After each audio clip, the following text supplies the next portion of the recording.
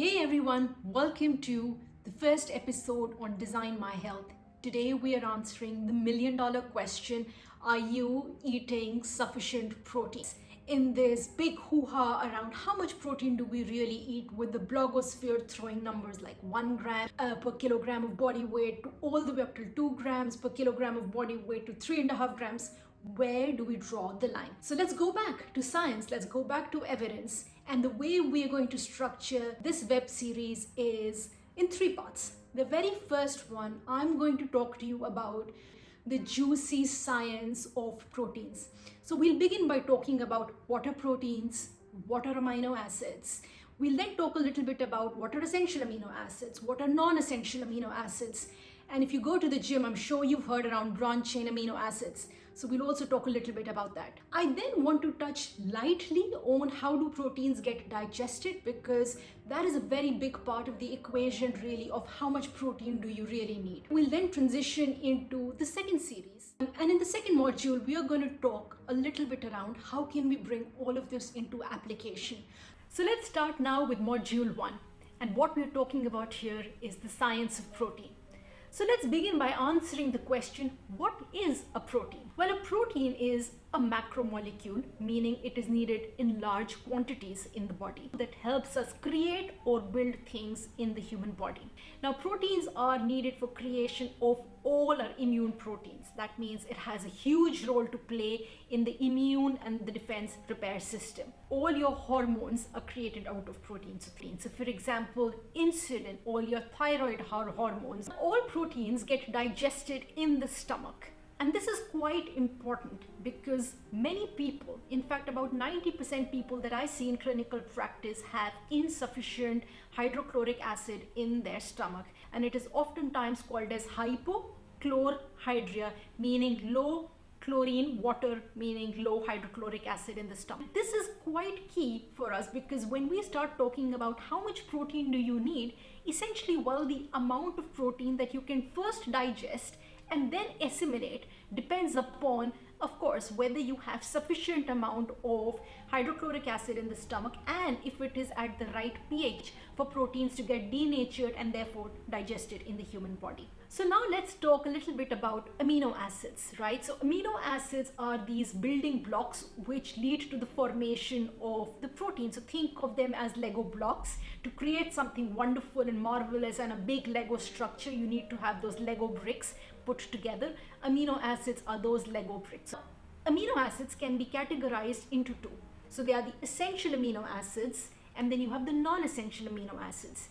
And the essential amino acids cannot be synthesized by the human body. Therefore, we need to exogenously ingest them. Very simply meaning you need to eat it from food, otherwise you ain't gonna get any. And then you have what are considered to be the non-essential amino acids. The non-essential amino acids can be formed from the essential amino acids. So where in the food chain or where in your diet can you find these essential amino acids? Well, essential amino acids are found largely in animal produce. So you would find them in the entire poultry family. So duck, goose, turkey are good examples. You'll find them in eggs of all kinds. You will find them in game meat. You will find them in organ meat. You will find that in seafood. You will find it in whey. So essentially all your animal produce can give you these essential amino acids. Now there are vegan sources or vegetarian sources of essential amino acids, and quinoa, tempeh, soya and hemp seeds are a couple of examples where you will find these essential amino acids as well. A lot of these are also used to create vegan proteins and vegan protein shakes as well. Now let's talk about the non-essential amino acids. The non-essential amino acids can be created by the essential amino acids, so you don't have to particularly fuss too much about it. The non-essential amino acids are found in almost all your legumes, in your beans. They're found also in varying degrees of all kinds of vegetables. It's 2 things I definitely want to talk about while we are on the subject of proteins. The first one is dietary diversity matters a lot. The more food diversity that you have, the greater and the healthier chances are of your gut being healthier. My second point, which is around leaky gut. Now, many people who might be watching this video might be suffering from a chronic ailment and they might be having leaky gut, and I see the rise of leaky gut in vast majority of clinical encounters that I make, and also many other functional medicine clinicians do. The one thing to bear in mind is that if the protein is not ingested and is seen as a threat by your gut, it is going to start stimulating your immune system.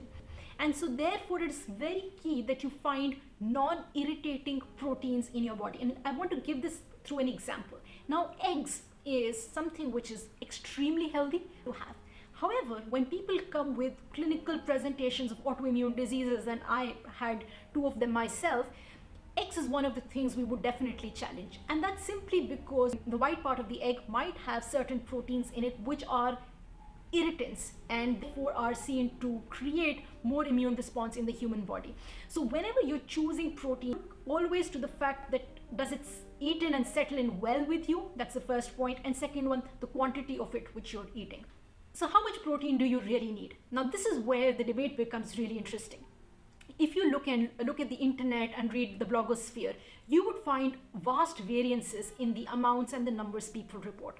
So on one hand, and oftentimes very conservative, are the numbers that come from the government health bodies. So I've read numbers starting from 0.66 grams of protein per kilogram of body weight to 0.75 grams per kilogram of body weight to 0.80 grams per kilogram of body weight. And that's largely all of this range of 0.6 to 0.8 are recommended dietary allowance coming in from some government agency. Most parts, it is the very bare minimum to keep your bodily processes going.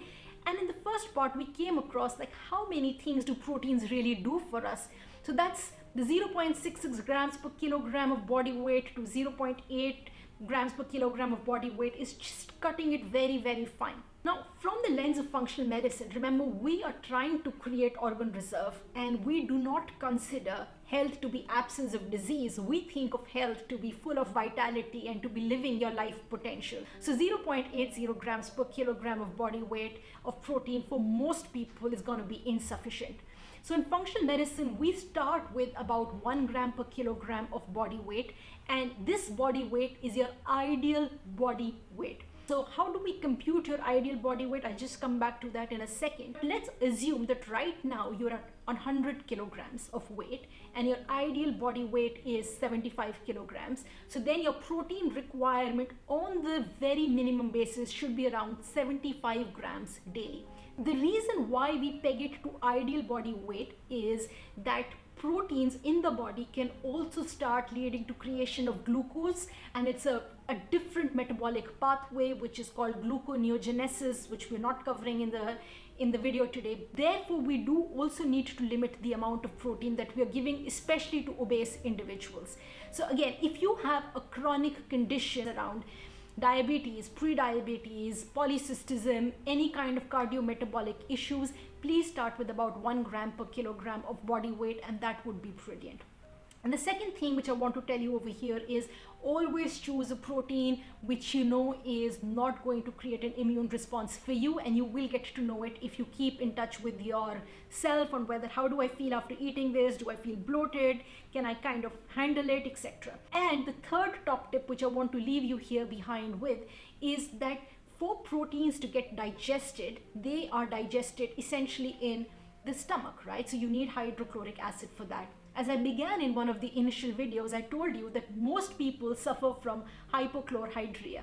That means they have low stomach acid. So if you're unable to even digest the protein, that protein won't be assimilated, and there's a higher chance for that to become immunogenic, meaning for it to inflame your immune system. It's quite safe, and I'd encourage you and I'd invite you to do the same, is that before a meal, so let's say about 30 to 45 minutes before a meal, take about a teaspoon of apple cider vinegar. So take an organic apple cider vinegar which has the mother in it, and mix it in about 200 to 250 milliliters of water and drink it up.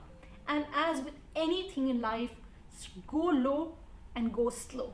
So start with about a teaspoon, then build it up to 2 teaspoons, and then cap it to about a tablespoon, and beyond that you don't need to go. So try doing that first only with your lunch, and then once you're able to kind of settle in with this amount of ACV in your body, then try doing that also for your dinner.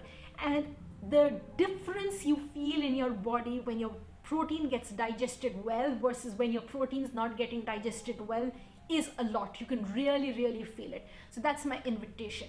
The second thing that I often do in clinical encounter is we give people exogenous betaine hydrochloric acid and digestive enzymes. I am not covering that one here because I feel that it is out of scope of the kind of community we are talking with at this point of time, but I would highly encourage you to have a conversation with a practitioner, particularly if you're struggling with digestion of proteins, because proteins are super, super key. The final thing that I do want to cover in the video today, if you are not leading a sedentary lifestyle, and let's say you exercise a whole lot, then your protein requirements do increase a little bit more. So I would say start with 1 gram per kilogram of body weight and then try to build it up to 1.2 grams per kilogram of body weight to 1.3 grams per kilogram of body weight, and then try closing it anywhere between 1.5 grams per kilogram of body weight to about 1.8 grams per kilogram of body weight. I don't particularly see most people in today's days and time needing protein requirement more than that. It's also critical because one of the end products of protein are nitrogenous in nature, which need to be excreted out of the body, and I do think that it can put a fair bit of stress in the human body, which we can talk about in a different video. So my suggestion is keep it anywhere. Start with 1 gram per kilogram of body weight and then take it gradually up till 1.8 grams per kilogram of body weight, depending upon what is your physical status, where you are in life, etc. Two important things: if you are a pregnant woman, always speak to your doctor about it. Likewise, if you are a patient which has compromised kidney function, this entire advice needs to be definitely be aligned with your doctor.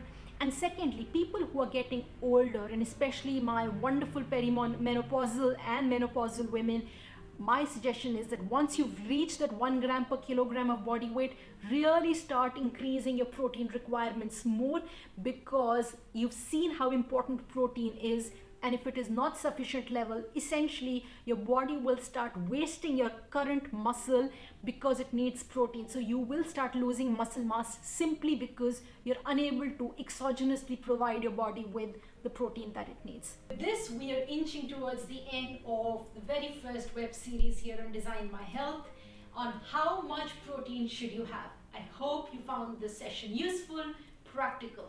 I am incredibly passionate about the science of health. So if you've got any questions, please leave them in the comment section below.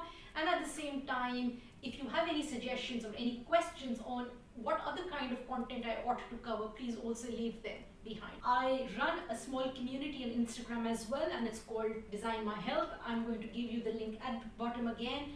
So feel free to join us there. And with this, stay healthy, be fun, enjoy yourself, be kind, and take care till the time we meet next again. Bye.